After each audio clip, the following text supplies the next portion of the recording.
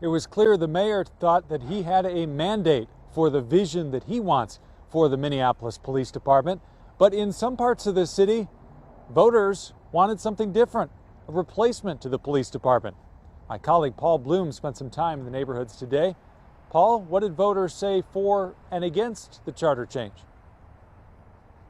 Well, Theo, we spent a bunch of time today in and around the neighborhoods of 38th and Chicago, of course, the scene of George Floyd's homicide in the hands of MPD, and their feelings were mixed.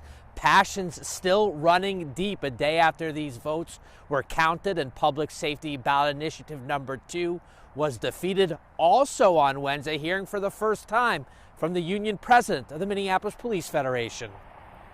There's been this false narrative out there that we're the Federation is against reform, and that's not the case at all. The president of the Minneapolis Police Federation speaking out after the defeat of ballot question 2.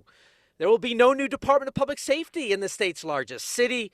Sergeant Cheryl Schmidt insists it is critical the union get a seat at the table on future conversations around reform, and she adds they need reinforcements now. We're down to 282 people patrolling on 911 response in the city. So you divide that, 5 precincts, 3 shifts per precinct. There are not enough cops out there. They describe their jobs right now as like firefighters. We go put out a fire, we moved on to the next one. Meantime, voters across the city responding to Tuesday's results. We have to do better. Point blank, we have to do better. Barber Billy Hill tells me Tuesday's election was the most talked about issue inside his shop along East 38th Street since the murder of George Floyd just blocks away ignited the movement on racial justice and policing.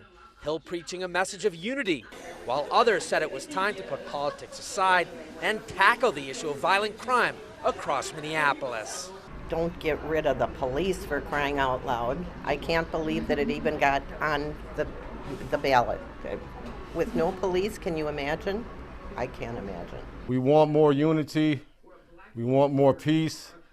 We need to do better on all aspects. The police department, in the community, working together.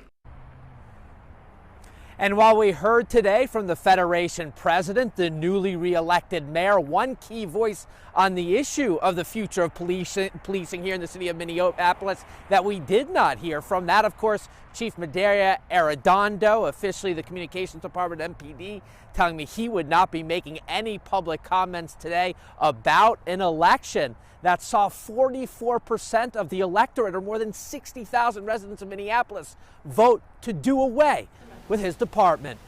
We're live in Minneapolis. Paul Bloom, Fox 9. All right, Paul, let's dive a little deeper here into this police question. 9 out of the city's 13 wards voted it down. The proposal fared worst on the far south side, southwest, downtown, and north Minneapolis.